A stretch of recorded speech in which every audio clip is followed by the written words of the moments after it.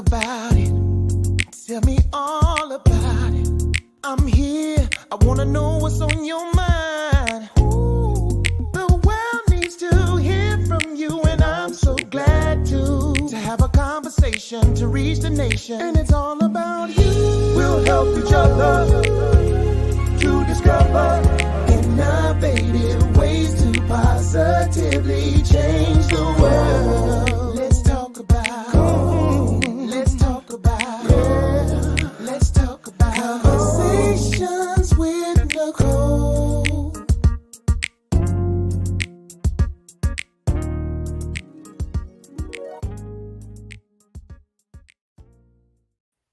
Greetings. Welcome to Conversations with Nicole. I am Nicole Everett, your host.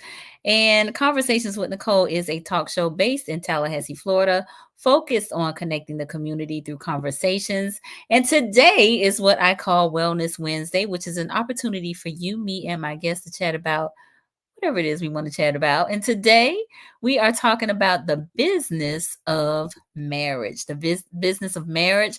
My very special guest is Dr. Edwardo Williams, and we are going to dive into a very intriguing conversation. But before I bring Dr. Williams on, I want to hear from you. Where are you tuning in from? Let us know in the comments. We are live on Facebook, on YouTube, and this is an interactive conversation. So we fully expect to hear from you. Your comments, your questions are welcome. Happy Juneteenth. Happy Freedom Day. Hopefully you all have had a great day. If you had to work, it's all right. If you were off, hallelujah. Thank you. Hopefully you got to spend time with family and friends and doing some of the having some fellowship and reflecting on what this day meant or means. So I actually just got in from a Juneteenth event here in Tallahassee. And so, it was quite festive. But at any rate, y'all, please like, share, tell folks they need to be on here because, again, this is going to be a very interesting conversation. Dr. Williams is quite the marriage expert and guru, which he's going to talk a little bit about how that even came to be. But I'm going to go ahead and shout some of y'all out. I see you, Miss Brittany, here in Tallahassee. Thank you for being here. My mom is down in Miami. Thank you for being here. Miss Jeanette down in Miami Gardens. Thank you for being here. All right, I'm going to go ahead and share Dr. Williams' bio. Dr. Edwardo Williams grew up in Tallahassee, Florida. He attended the Florida Agriculture and Mechanical University, Go Rattlers, where he earned a degree in pharmacy. He later graduated from the University of Florida College of Medicine. He completed his residency in family medicine from Duke Fayetteville Family Practice Program in Fayetteville, North Carolina. He's worked diligently over the past 35 years to make sure that all people have access to competent, comprehensive health care. He has served on the front lines. He's assisted in writing policy and has served as an administrator and been an advocate, serving on multiple committees and forums, all with the same goal in mind: first class comprehensive care, healthcare for all. So, y'all, help me welcome Dr. Edwardo Williams.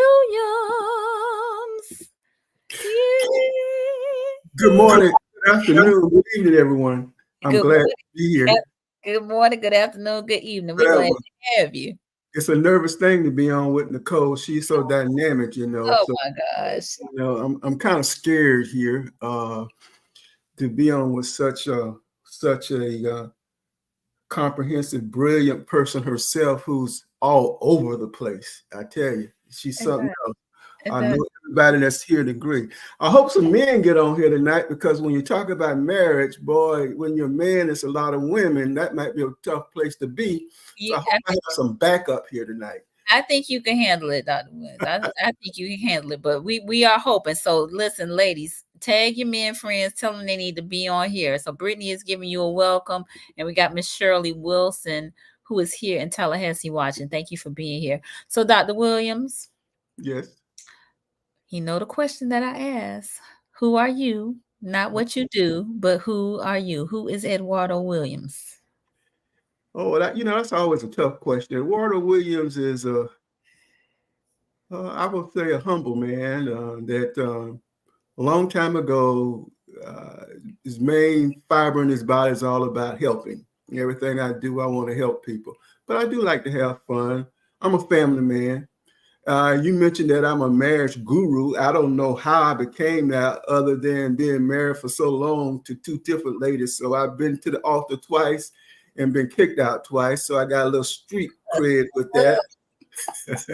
but in fact, both of my marriages lasted in double digits. My first one, 32 years, and my second, we were together 14 years. So, I kind of could hang around a little bit. And plus, being practicing medicine, I saw a lot of things and studied a lot of things. So, and I've developed some ideas over the years that make marriage much better. I'm a rattler. Yes. Through and through. Through and through. Love it. Love it. Love it. All right. Well, thank you for giving us that bit of history as it relates to you and your marriage experience. I see we have a few more folks that have joined us. Ozzy, Daniel, what's going on? Ozzy Oz. Ozzy is a clinician in the Virginia Beach, Virginia area. Thank you for being with us tonight. And Miss Gloria Sellers, who is in Brooklyn, BK. She also is a Tallahassean. So thank you for being here. All right, so this is quite a topic. Look, when me and Dr. Williams talked, and I'm talking to the viewers, we talked about this topic. I thought, man, this would be really good, like really great for us to engage and really kind of flush things out as it relates to this. So, in our initial talk, some of the things that we talked about as it relates to the business of marriage are the chief financial officer, outsiders taking over the relationship, skill set, support and acknowledgement of giving you what you need. And hopefully we'll dive into some of all of that. But where would you like to start, Dr. Williams? Okay, I think first thing I want to do, I want to go over the concepts of what makes a good business. Okay. Then we'll go from there.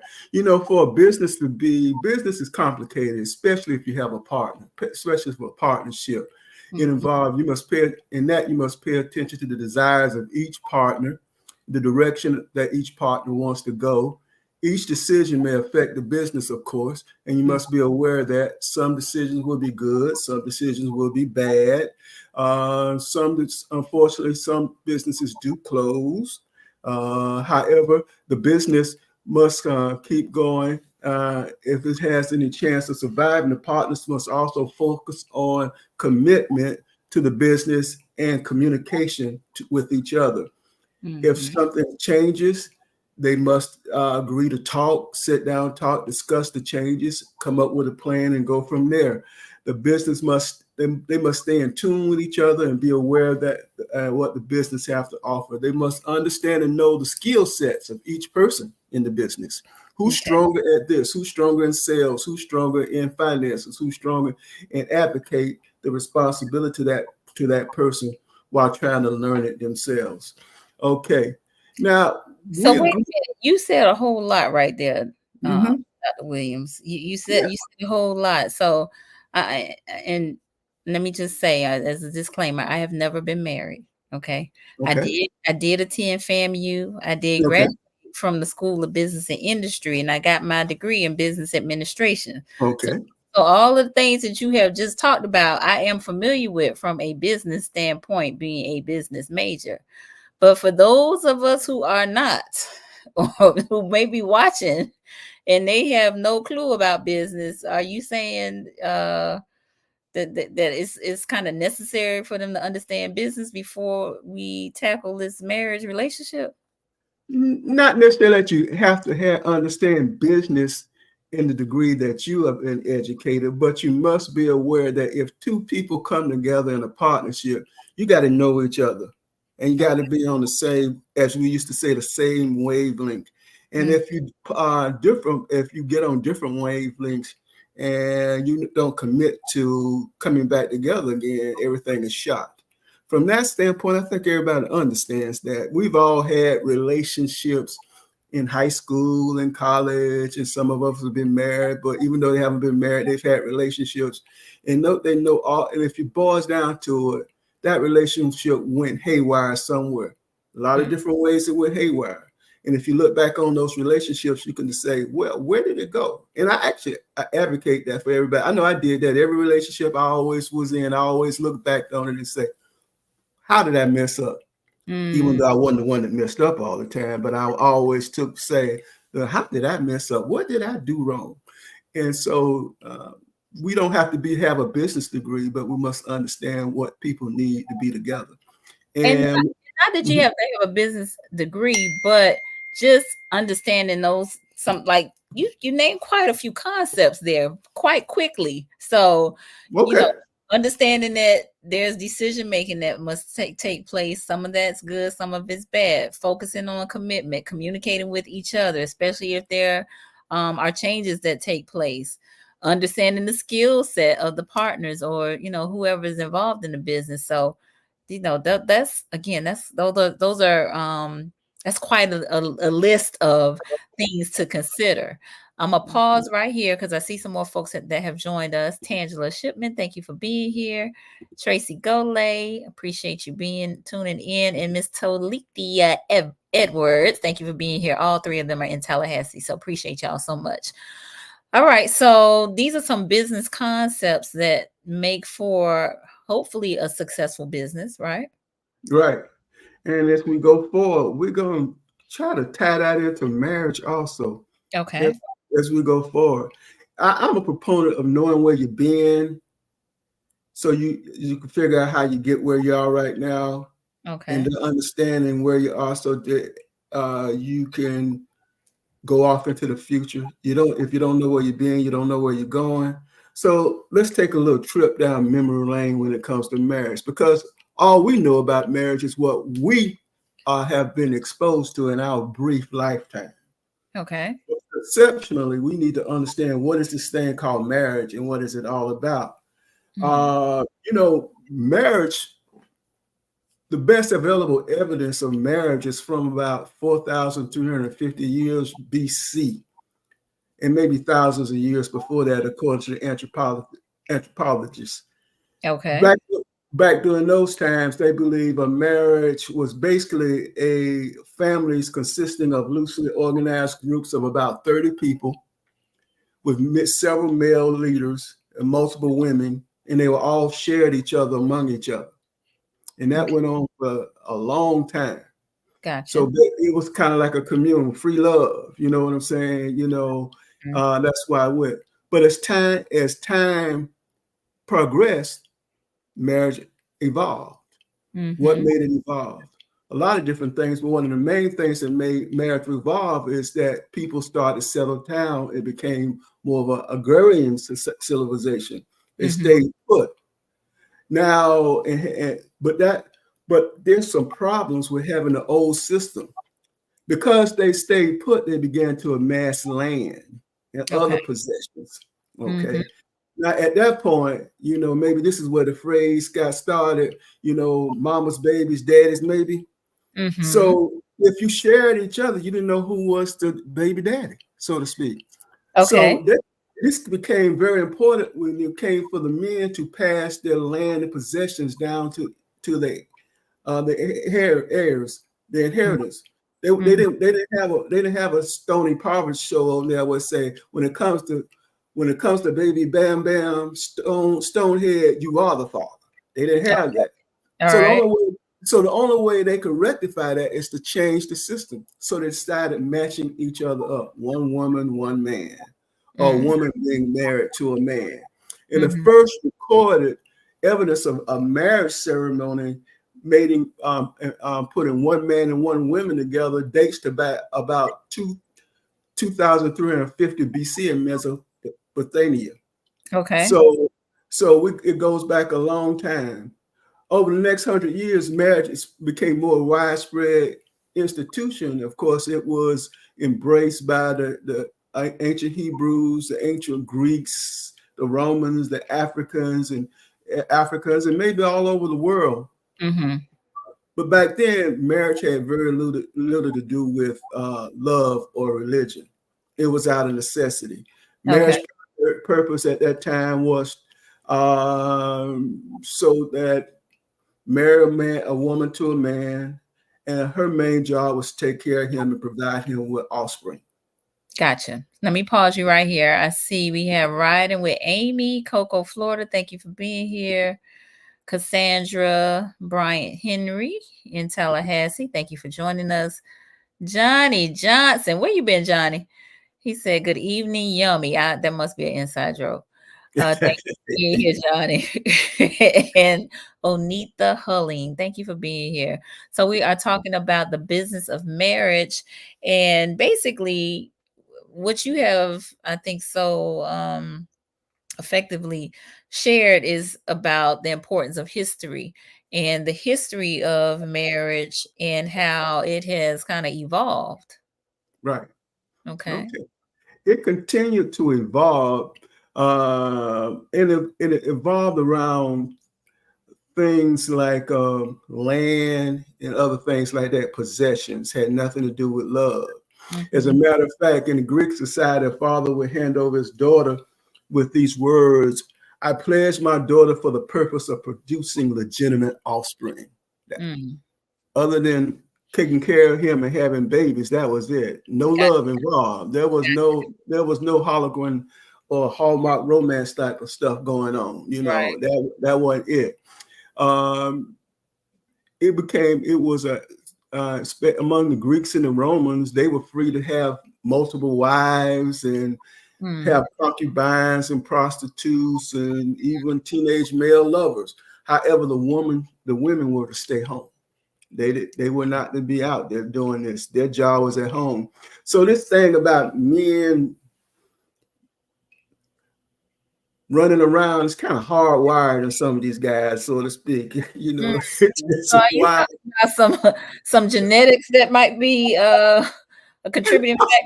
I'm not gonna say that, but you know, some of these things we could think about. Oh, that's going on today. Maybe these guys are just hardwired, and this is an important fact. I'm tongue in cheek about it a little bit, but understanding this helps lead to a solution and find the cures and solutions for all this type of behavior if you understand it.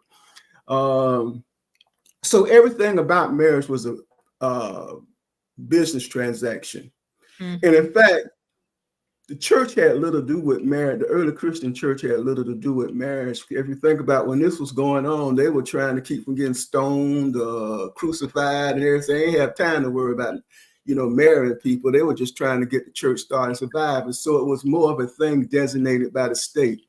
Okay. However, as the church developed and became more powerful, of course, the Roman Catholic Church,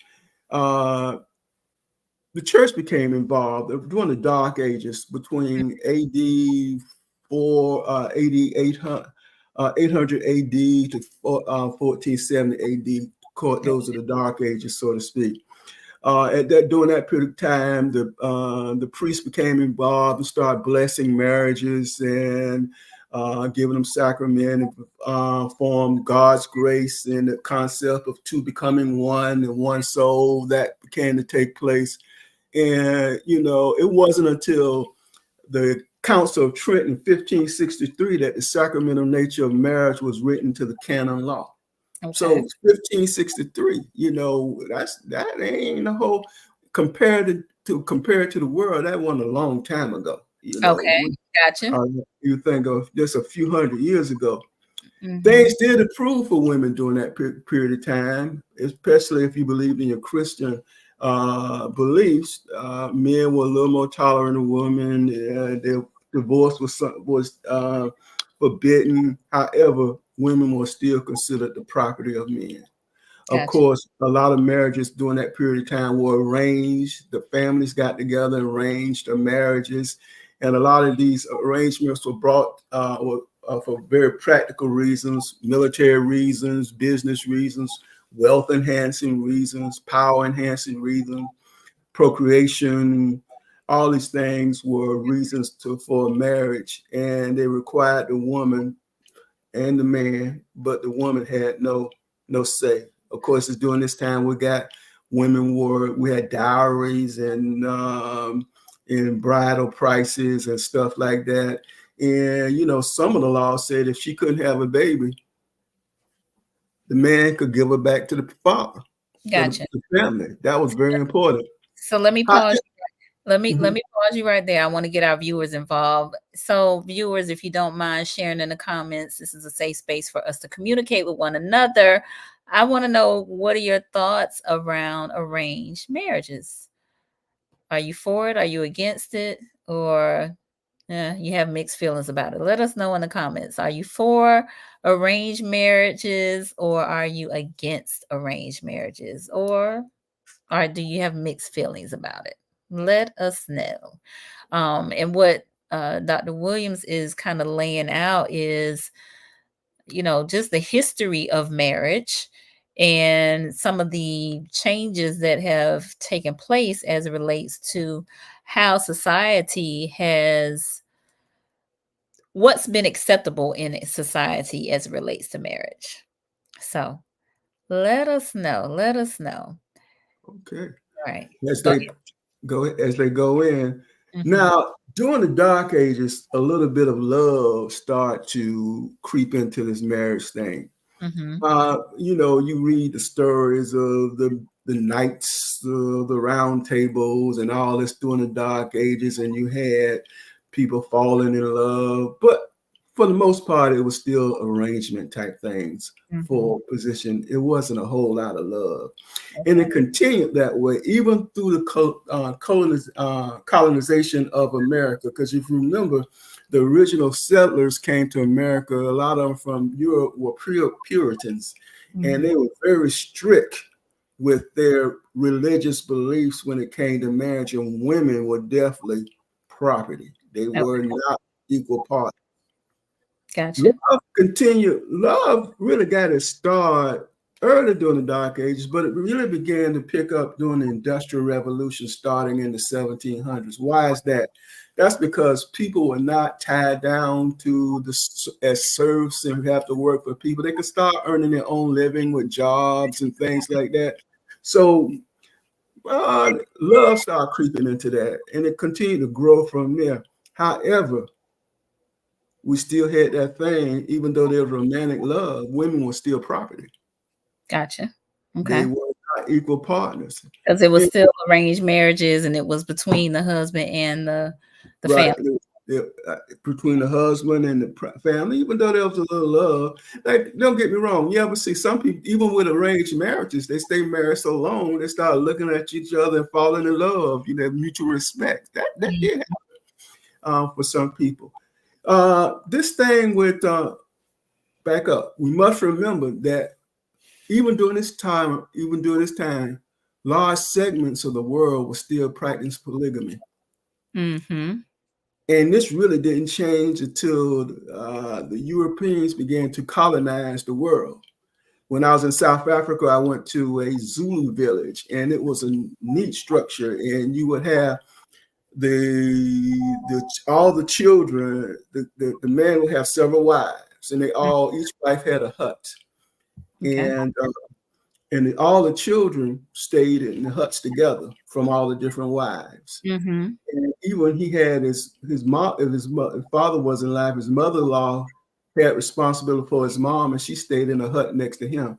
I guess that's where we got the concept. If you know about a man by how he treat his mother, you know what I mean? If you treat his mother well, he might treat you. Right. But these women they were like a family, and they raised their kids together.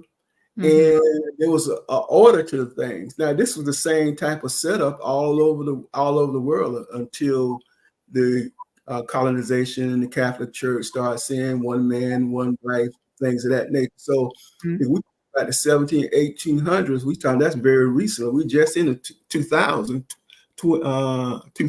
now. So it's not a long time ago. Right. Now we come into the 20th century. Things Mm-hmm. began to change at that particular time. What caused those changes, especially in the United States and abroad? One of the biggest things is women got the right to vote in 1920. Mm-hmm.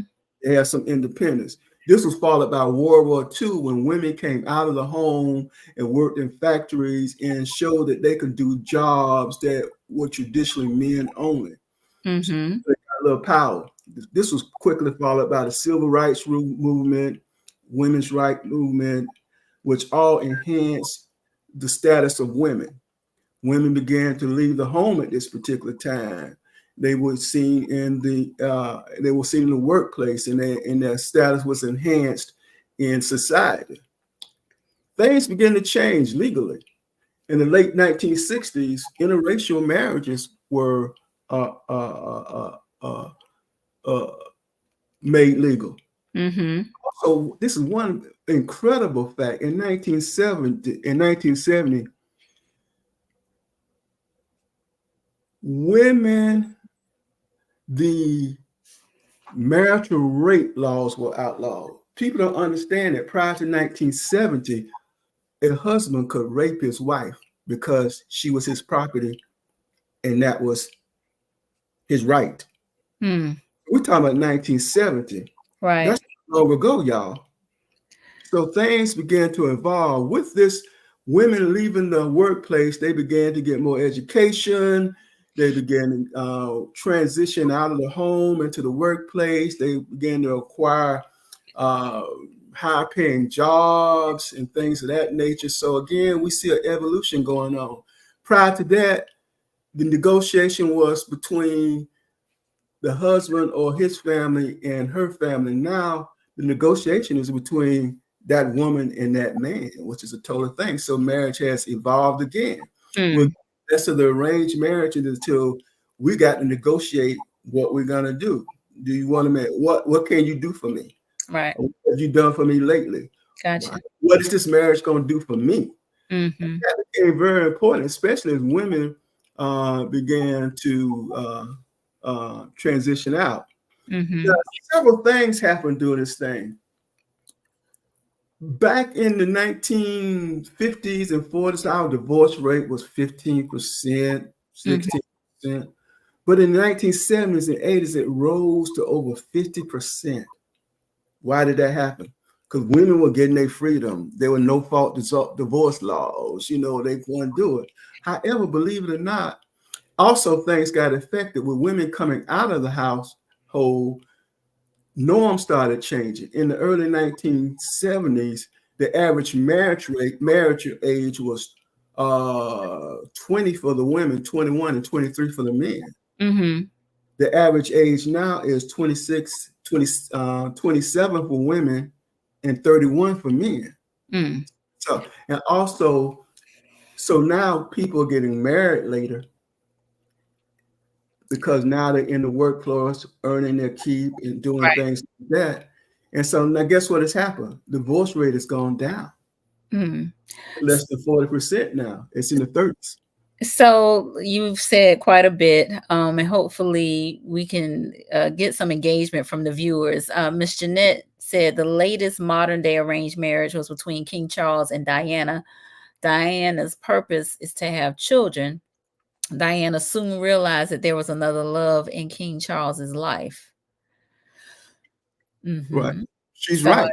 you're right. So I think that is a modern day example. But really what I'm hoping that you all are getting from the things that Dr. Williams has said, and he has, taken a long stint to give this history lesson, but just how marriage has evolved. And while we may have thoughts about it in 2024 in terms of what it looks like, and it appears to be continuing to evolve as now there are laws in the land that allow for same-sex marriage and things of that nature.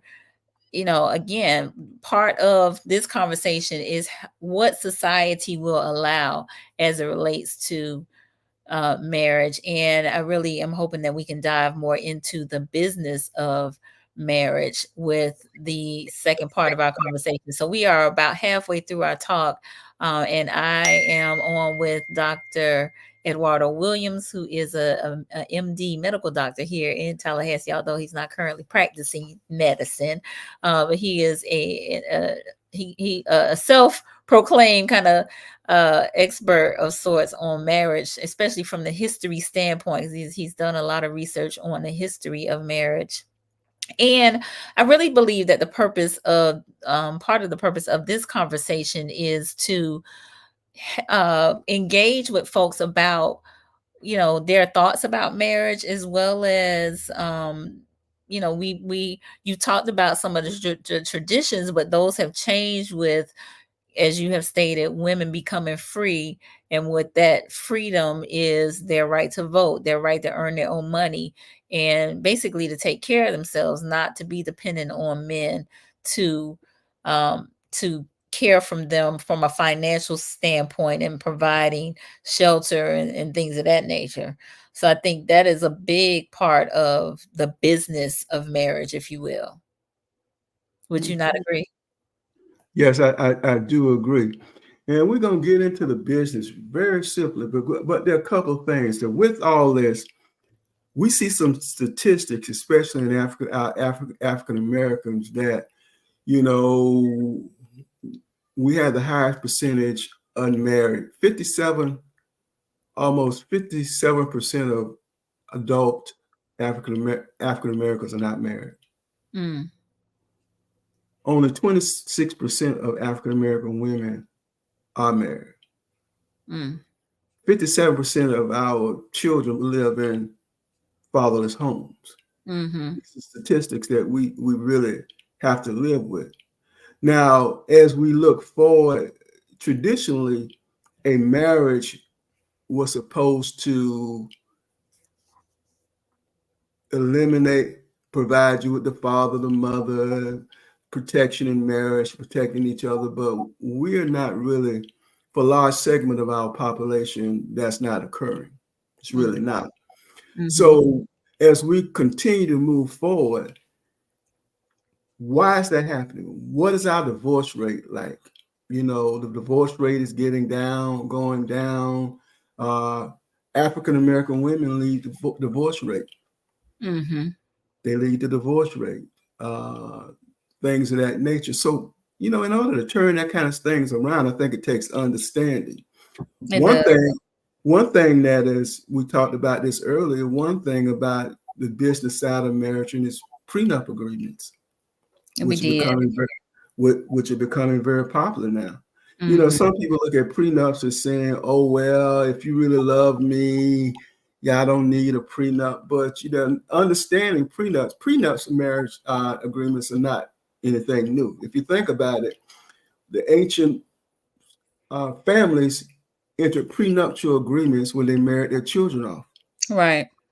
Those were prenup agreements. Mm-hmm. And there are a lot of good reasons for prenup agreements at this particular time. You know, that's a long list of them. But let me tell you, prenups can protect anything you want in the marriage. Mm-hmm. Protect money that your outline things that could end the marriage and how the situation would take. Presently, prenup agreements can cover a lot of different things, reasons for prenups. Protection of pre-existing assets, protection of future access, protection of land, inherited land, or properties. Right. They can also help you with finding out who's responsible for what during the marriage, who pays what. There are a lot of different things that prenups can do. And you can read up on a lot of those different things, what prenups can do. But prenups is one of the things that we're headed to that's coming very, very prominent at this time, especially to protect ourselves. Because when we look at some marriages end in divorce, what happens then? You know, I have some attorney friends that tell me some of the crazy things that are going on with people that are getting divorced and they're throwing the children into it. And they just, I mean, there's a movie one time called The War of the Roses, and it was ridiculous. And a lot of things keep going on right now. So let me get the viewers involved. So viewers, if you don't mind, since you all didn't answer the arranged marriage question outside of Jeanette giving a modern day example, what are your thoughts about prenups? Are you for them? Are you against them? Or does it depend? Let us know in the comments. For them, against them, or does it depend? Let us know. Let us know. Let us know. Again, safe space for us to engage with one another. We're talking about the business of marriage, the business of marriage. You know, I think as it relates to those business concepts that we mentioned earlier, focusing on commitment, like that is one aspect of business that is sometimes maybe overlooked, right? Commitment sometimes is not gonna necessarily be in your favor, but if you committed to it, then you supposed to stick with it and go with it, right? As a matter of fact, the number one reason for divorce is, guess what? Lack of commitment. Lack of commitment. And because if both parties are not really committed to making this thing work, it's not going to work. There are a lot of other reasons for divorce: infidelity, financial problems, arguing too much, getting married too soon, a lot of those things. But all of those things bleed over into commitment issues. Gotcha. Lack of commitment is the key. If you're going to get married, you got to be married. If you want to stay married, you got to be married. You got to sometimes change, and you got to sit down and talk about things. Fellas, if you want to be married, once you get married, you can't go to the club every night with the fellas. Right. Or the cigar bar. Or the cigar bar. Yeah, what you started. You started with date night, you got to continue date night. And ladies, you can't tell your friends about all your business at home. You can't do it. A lot of those things that are reserved, and that leads us to things that will make the marriage strong. All right. So let me pause. Johnny said prenuptial, but that's not. So are you for it, Johnny, or against it, or does it depend? Let us know. And Constance just joined us. Thank you for tuning in. I appreciate you. We're talking about the business of marriage. Dr. Williams has given us the history of marriage and how it has evolved from many hundreds of years ago, from a mostly communal activity or type of society where families kind of came together of about 30 people with male leaders and females and women primarily just being there to be offspring bearers, the bearer of offspring, and they were property of the men. And so we kind of did all of that talk, but initially we were talking about business concepts such as focusing on commitment as well as communication with each other. Right. Now, here we come. Let's look at a model for marriage. And as we look at this model, you'll see where all these business principles come in. Okay. All right. In order for a marriage to be successful, you can't take the business out of the marriage, because business, so much of what happens in the marriage is business related, whether it's paying bill, paying the rent, buying a house, whatever. Those are all transactional type of activities, bringing the food home. So, traditionally the man is supposed to be the head of the household. Of course, this becomes a strain recently because a lot of times women make more money to the man. But let's say if the man is the CEO, whether or not he makes all the money or the wife makes the money, the wife is basically the COO, the Chief Operation Officer, and the CFO, the Chief Financial Officer. So let me pause you just a moment. Miss Teresa has decided to chime in. Thank you so much, Miss Teresa, for playing along. She said, I guess it depends. And she's talking about the prenup. It's good to have safeguards in place, but at the same time, you'd be entering into a marriage already planning for the end.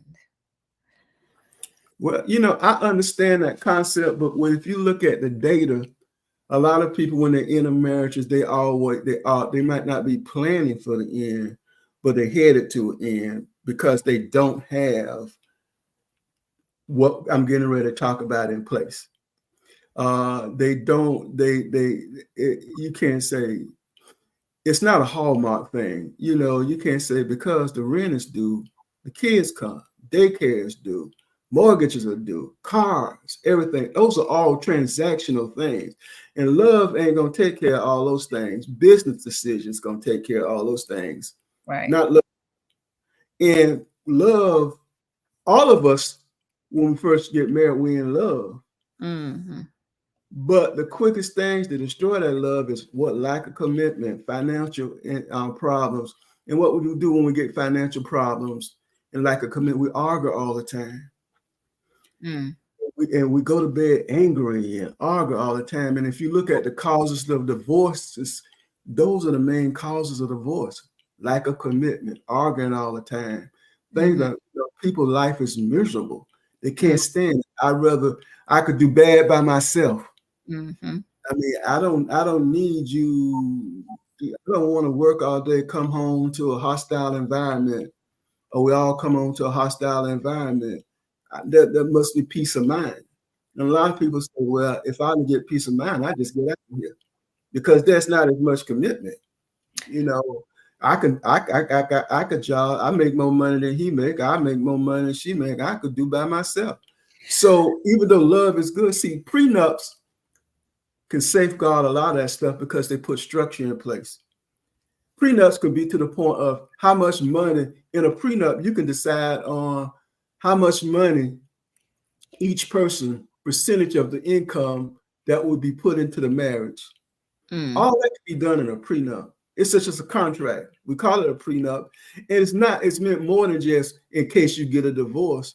Prenup can also guide what is going on in the marriage at that particular time.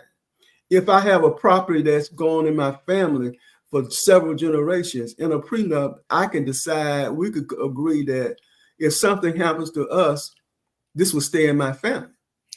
A lot of things can be taken care of, and you could cut off a lot of uh, arguing and hard feelings with prenups. I've never had a prenup, so Mhm. I can't really talk from experience. But the more I read about them, sometimes it makes sense in a lot of ways. So I'm not saying get a prenup, but seriously think about a prenup. That's something you should safely talk about whoever you're getting ready to marry, and Mhm. not it shouldn't be about that proves that you don't love me. You want a prenup? No, it may be the opposite because you can put in a prenup in case we do get divorced. You will get certain percentage of my property. You can put all that in a prenup. You could Right. negotiate a prenup. Okay. Thank you Okay, for sharing that, Miss Teresa.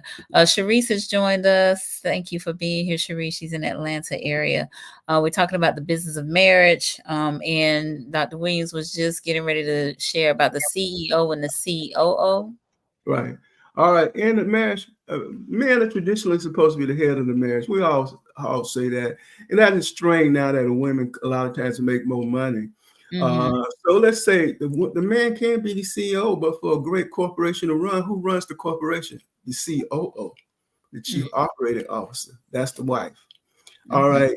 And a lot of times that person can be the CFO, especially if she has the skill set to manage the finances. If she doesn't have the skill set to manage the finances, then the husband needs to be the CFO if he does have those things. A lot of times husbands think they are the CFO, but the wife, we all know the wife is the one that handles the pocketbook. So, I mean, we realize that we fuss and kick up the dust, but we know the truth. We know the truth of the matter, you Mm-hmm. know. So let me pause you because Miss Jeanette had a comment. She said, I have a friend who entered a marriage who both were married before. After some time passed, the husband told her, 5 minutes after you die, I'm going to sell your house. This would mean that the wife's children would be out of the final plans. It absolutely does. And so, That uh, happens all the time. That's where prenups come in. That's yep. where wills come in. That's where being organized. And I was going to bring that up later. The things that are necessary for a marriage, especially a second or third marriage. Oh Mm-hmm. wow! Because the divorce rate goes up tremendously with a second marriage, and then a third marriage. The divorce rate is really high. So I Uh, know someone who recently got divorced because they, and this was a woman who had been married for quite some time, but because of the uncertainty of her spouse, her husband, and because she wanted to look out for her children, she divorced him because her thought was that he would be he would not be without a wife if she passed before he did. And mhm, this would leave what she had built, and she's built quite a significant business and assets and things of that nature, would now be left to her husband and his new wife. So she didn't want to risk all of that. And so now, what she has built will now fall into the hands of her children as a result. So yeah, Now, that's it's a shame that she felt that she had to divorce her husband a long time to keep that from happening. But here's an example of a prenup would have solved that problem from day one. I mean, it's just like I said, I've never had a prenup, but as time goes on, I see, especially if financing in life gets more complicated, prenups may be something that we should start looking right. at more seriously. So Miss Teresa asked about, what about a post-nuptial? I have not heard of that. Is that Post-nuptial, I mean, basically that's the divorce agreement. I mean, and you, well, that's like that's like negotiating the rear ends is what most people do anyway. They negotiate in the rear, and that can be, if you have two people that are nice about it, it's great. I had both of my wives, we didn't have any problem. We never use attorneys, and because we friends still. But a lot of people ain't like that. They're gonna fight you tooth and nail. So negotiating post-nuptial agreement may be tough. It may work, but it may be tough. Okay. Thank you for sharing that. Okay. One idea, we said couples should create a business plan which lists the goals and expectations and how to achieve them. That's a framework to the marriage, but it's nothing but a business plan. It's just a plan of how we're gonna move forward. So we'll call it a business plan because that's what it really is. You could call it something else, but in fact, it is a business plan. If one wants to deviate from the plan, they should discuss it. Just can't go off willy-nilly, just trying to do something. You can't go out one day and just say, I'm just gonna buy me a new car. That's not fair.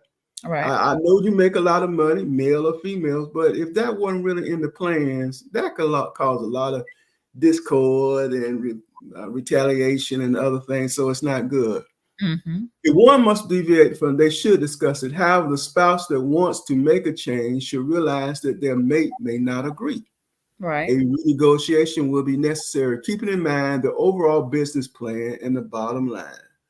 Always got to keep in mind, what is our bottom line? What are we really trying to do? We're trying to buy that vacation home. We're trying to take that trip to Africa. So, how would your actions affect that?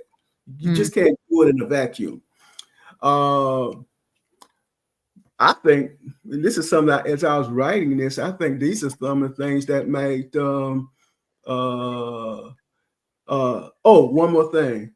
When a spouse wants to make a change, the other spouse should not automatically reject a request. Okay. It should be something that you hear again, sit down, and discuss. You need to know why or what's going through their mindset. You could work it out. Just don't say, no, it's not going to happen.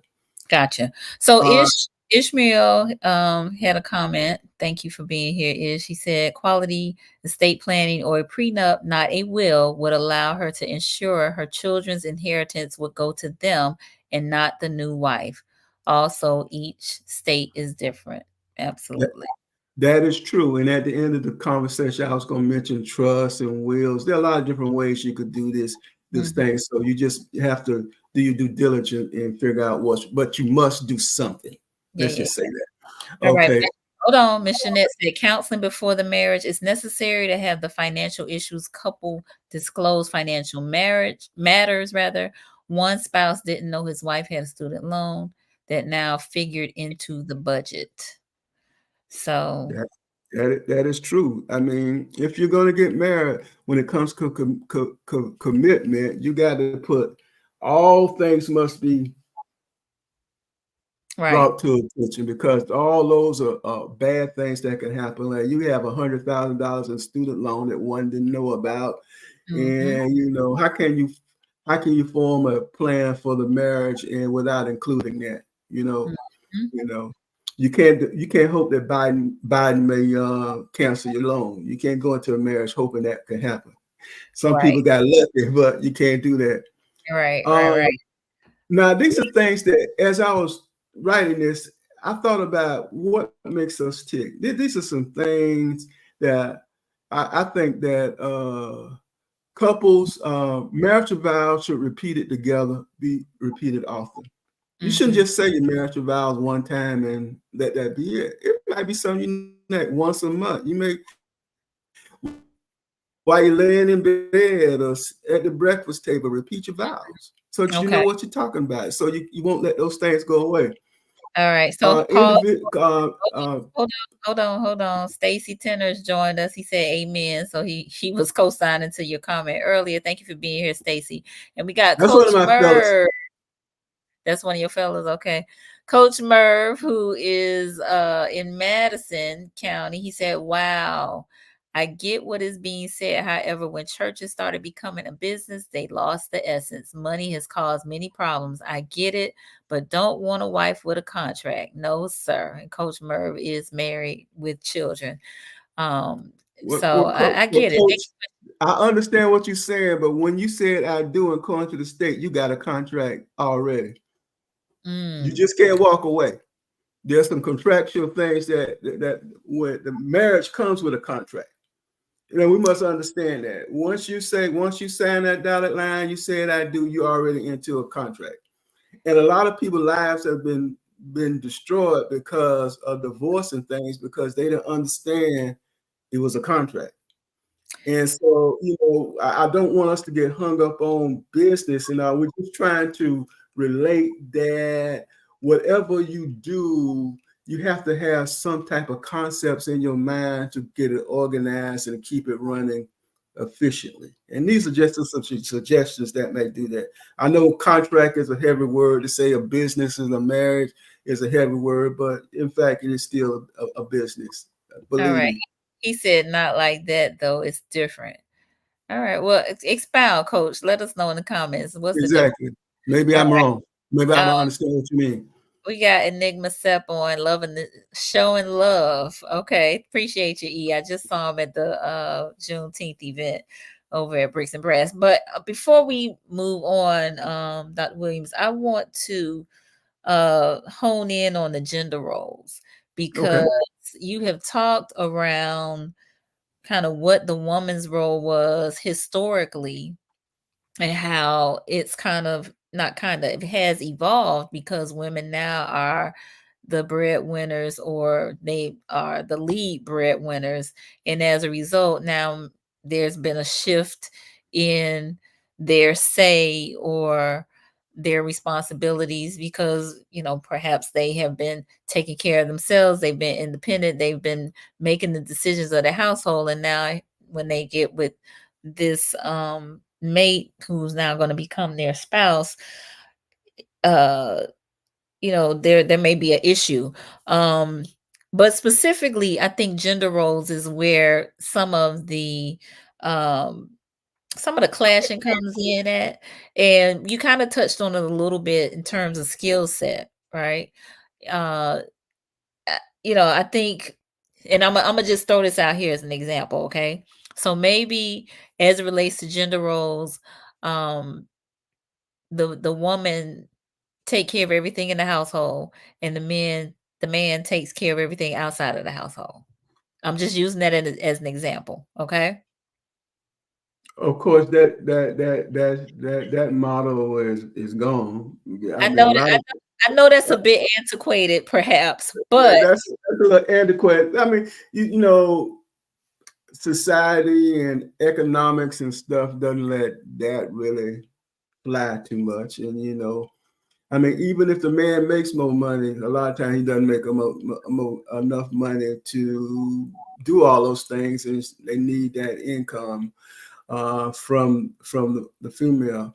Gender roles, while they're traditional, there's a thing of common sense that comes in. For example, both of my wives are very intelligent, very smart women, very highly educated. Some of them have some skill sets better than mine. mm-hmm. Now, if I'm a smart guy, and I chose to marry smart, intelligent women, I like I just like that. That gets me going. Gotcha. I'm gonna take advantage of their expertise or their talents, and it's not gonna affect my masculinity. And sometimes we change off. Sometimes I handle the finances, sometimes they'll handle the finances. If I get stressed out, especially when I was practicing, I get stressed out, I can always hand all the home finances to the spouse, and I take care of the office finances. I mean, we played off of each other. We play to each other's strengths. And I think that's what we have to think. If you understand where you want to go and what you want to do, and if you're smart about it, you will give yourself the best chance possible to get there. If that means letting the wife take a lead on certain things that she is better, if she has a business degree and she's a great negotiator, when it comes to negotiating the mortgage for the house, let her do it. That ain't your expertise.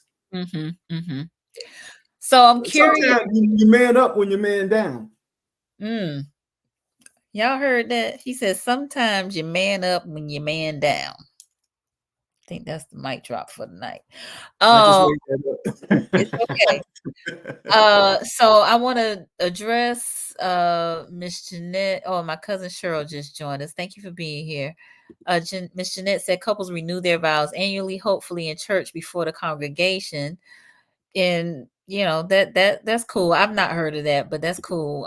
Ish said, and I really love this. He said the renewing or remembering of the vows often is deeply encouraged. Tasha, his wife, and I celebrate or renew every 21st of the month to represent our anniversary date of June 21st. I love that. And that's exactly what I'm talking about.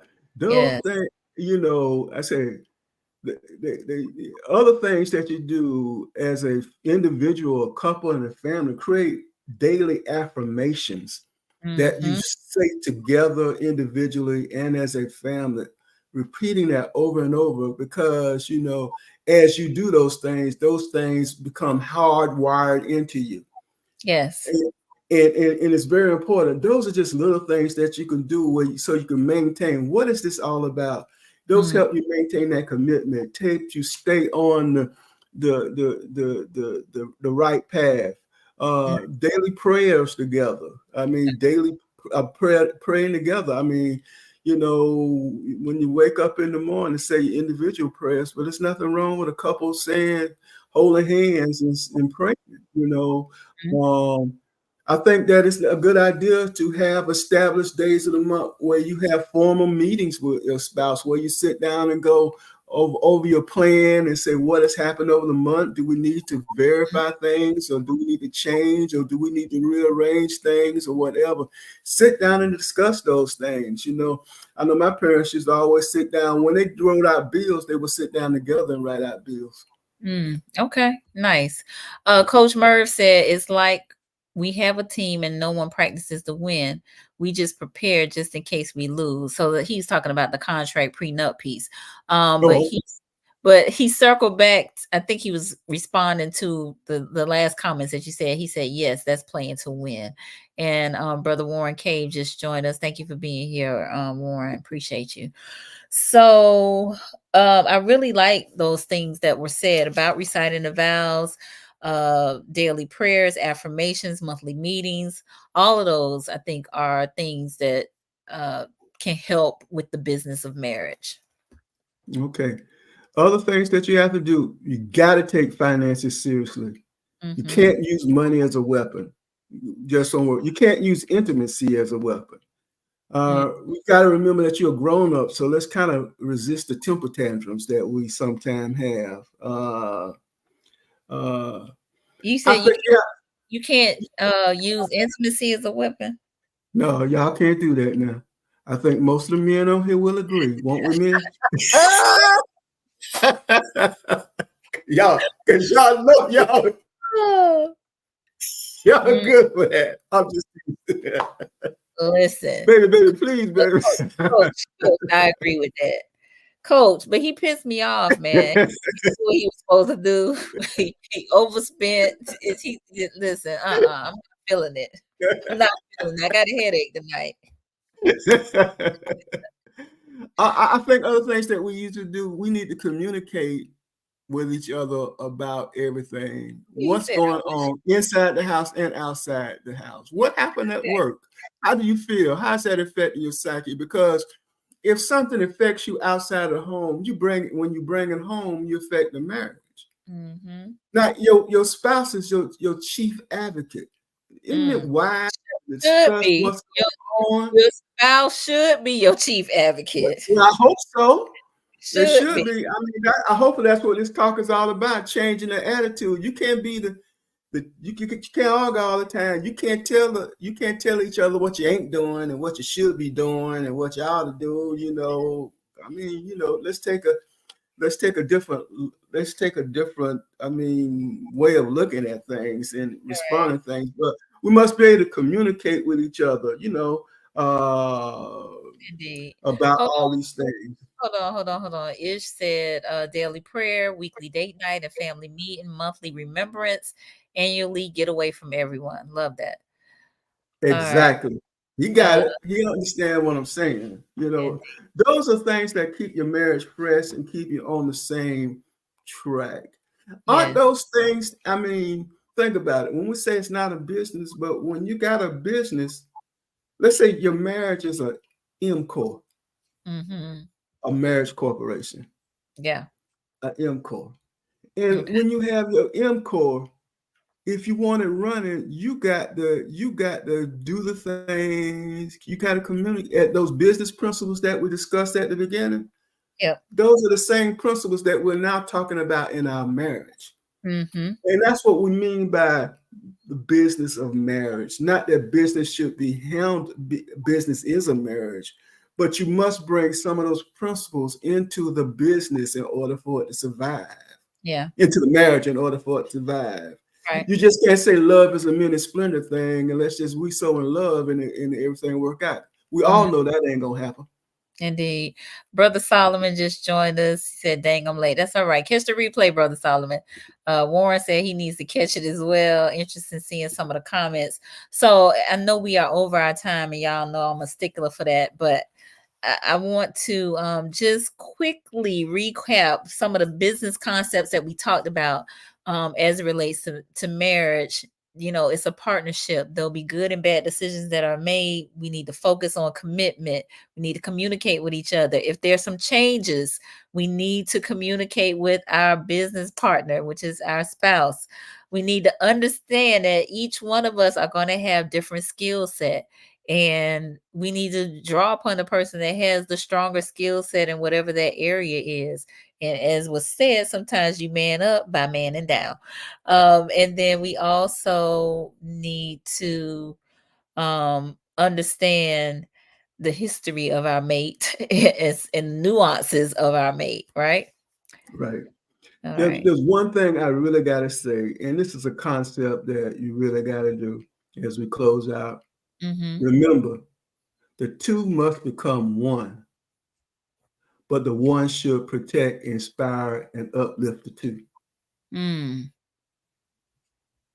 Think about it. The two must become one, but the one must protect and inspire and uplift the two. Love it. All right, Coach Merv, he said it's a play on words. So saying business will always mean something different to everyone. Just don't think business is good for marriage.